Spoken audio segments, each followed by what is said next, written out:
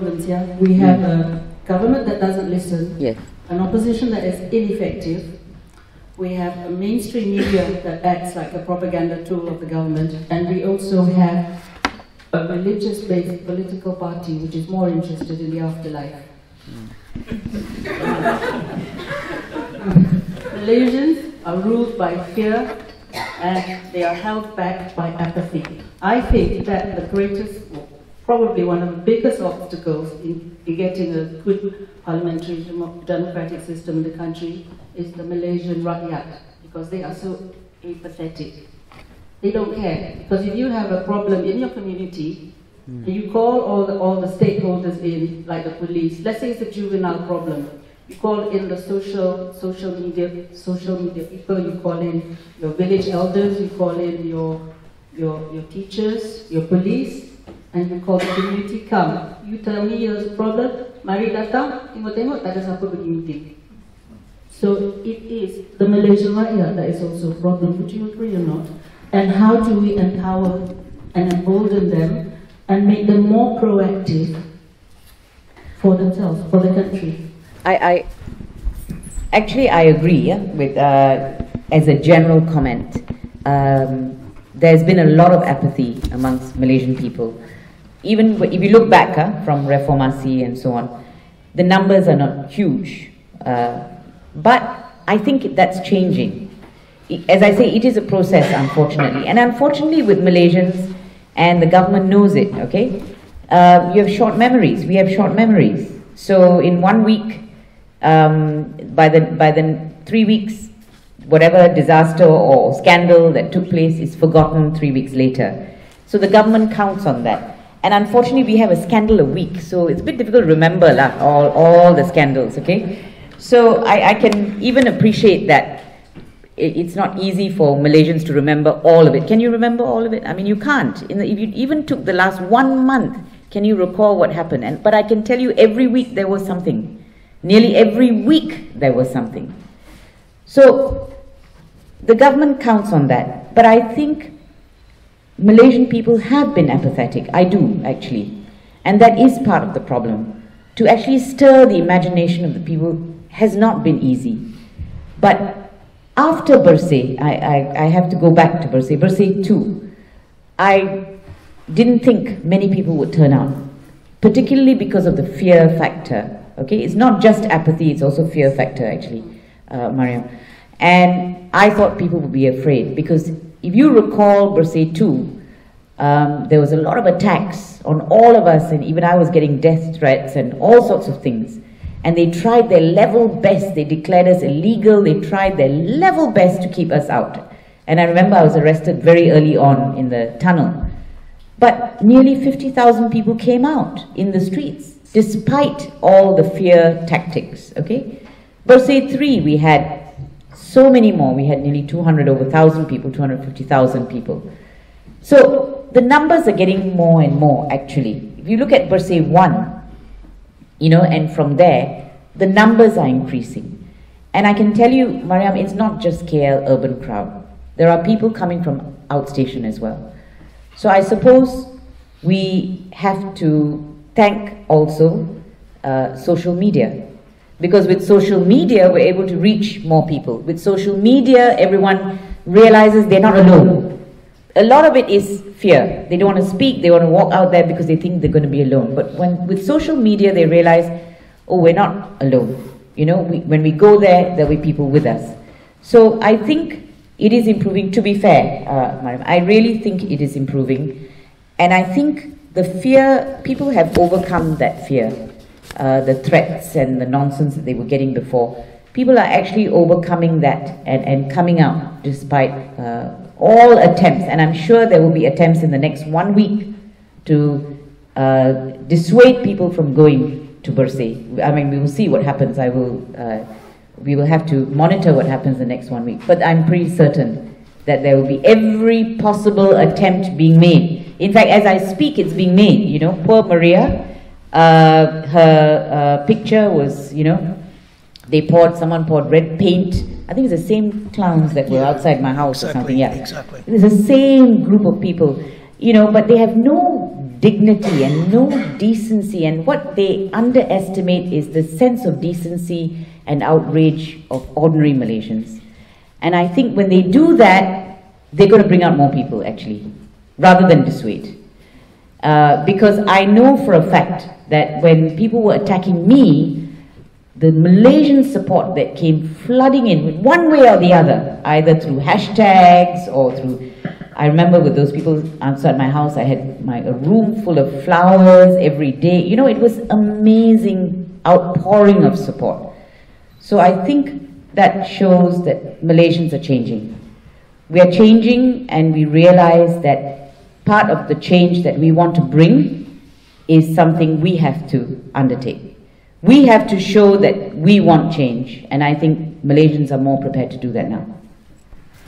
Do you feel that there are certain sections of the Malaysian demographics which are reluctant to join Bersih for fear that they may lose their special rights? And if so, what can you say to persuade them otherwise? Are you talking about Malays generally, or? The Prime Minister said last week that without UMNO, Melayu akan jadi bangsat di negara sendiri. Yeah. So, I saw that. What's your comment about that? Thank you.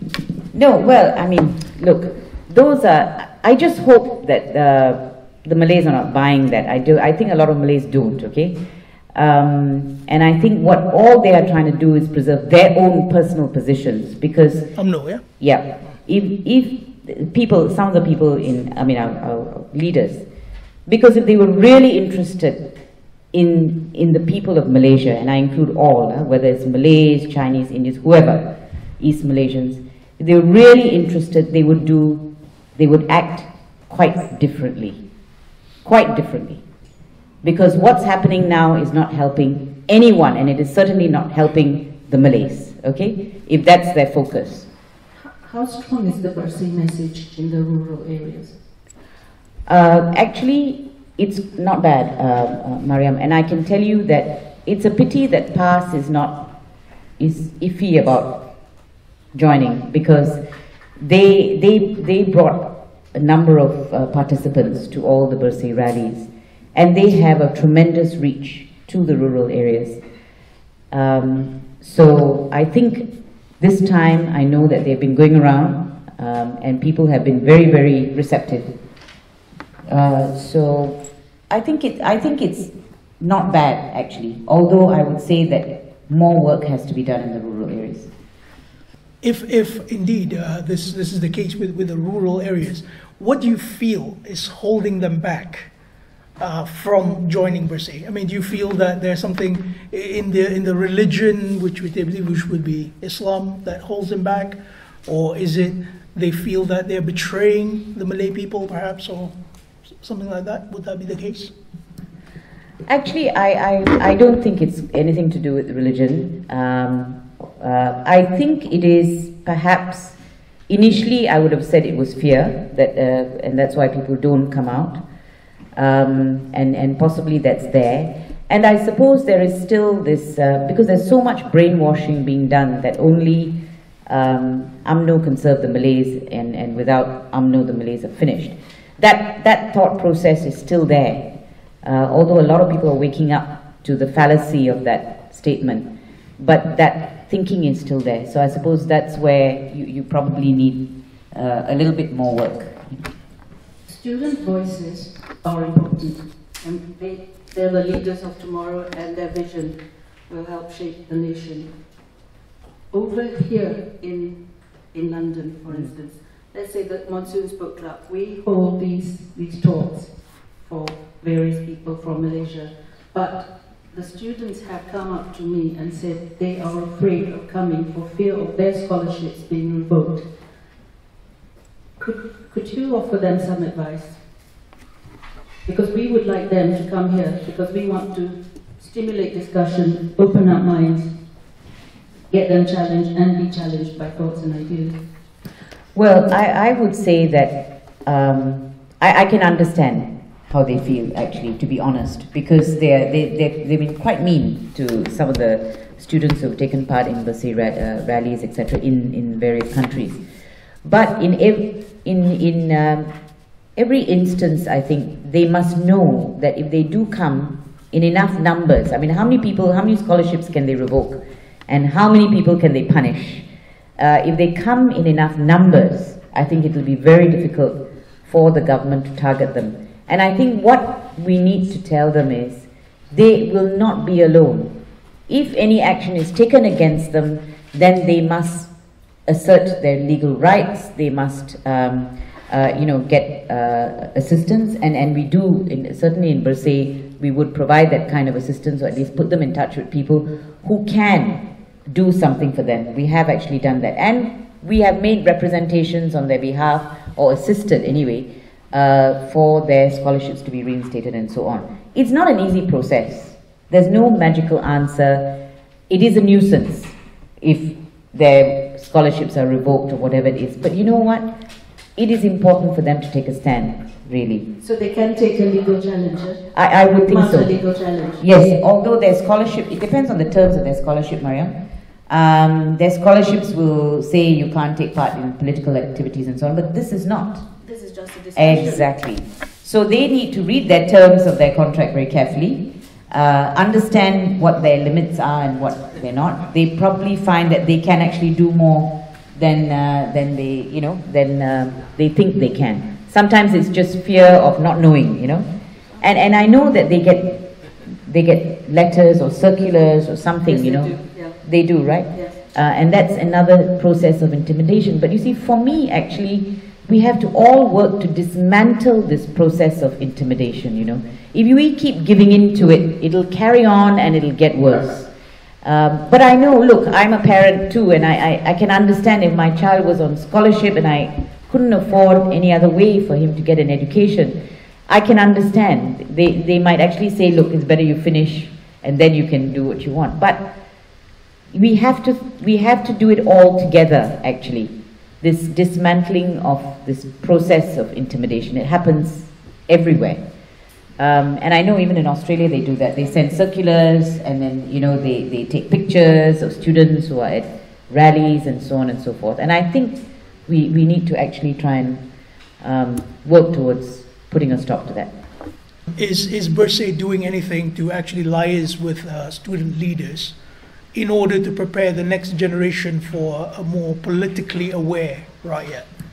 Well, actually, there are student leaders who have participated in Bersih, and frankly, Bersih's membership, for want of a better word, because there's so many people who support Bersih, right, through other organizations and so on.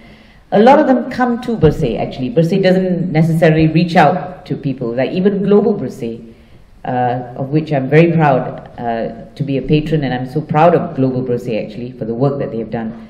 It was something that was organic. It was something that just happened in Bersih too. People wanted to be involved, and then they wrote in, and then a dialogue started, and that's how it happened. So for me, there are already students or the anak muda who are already on board with Bersih. And Mariam, you're right, their voices are absolutely critical. And I can tell you, many of them are fearless, totally fearless. And they're not buying the rubbish that they are fed. They are not afraid. For example, Adam actually lost, he was kicked out. He was prepared to take that risk. But then, he has persevered, and people rally around students like that, and now he's pursuing a law degree. So there are things, I think the support has to come from people, right, from Malaysian citizens, for our students who are prepared to stand up and be counted. And you'll find more and more people are standing up. Can I just say this? So I hope I'm not being too long-winded about all my answers, but there's a lot going on in my head. But if you look at, for example, the MACC in the current scandal that took place, I mean, there were heroes out of who emerged, who were ordinary people doing their jobs. They were not the big chief and whatever, And what I'm finding is that the big chiefs actually let us down. Every time you think they're going to stand up for principle and so on, they let us down. But the ordinary person who's working honestly and doing his job, they're the ones who are the heroes now. So, you know, I think the point is that this is what is needed, which is why I think students must also rise to the occasion, however difficult it may be, because knowing that you will have support. When MACC officers came out and they stood up, their boss, of course Shukri, who was overseas, also came out very strong. Abu Qasim came out strong. When they did that, it gave courage to the people who were standing up. And the public then rallied. Number of public who came out and spoke strongly. And in fact, because they did, they had to actually reverse some of those decisions they made in relation to those officers, the transfers and so on. So, in a sense, it is a process we are all going through, and now is the time for students to speak up. For me, this is the time, actually. It's now that we have to speak up, that everybody has to speak up with one voice, and we can do it. If our voices are loud enough, we really can do it. That's what I feel. I feel very strongly about that. I mean, how long can they ignore the masses? Not for very long, actually, you will find. History will show you. Not for such a long time.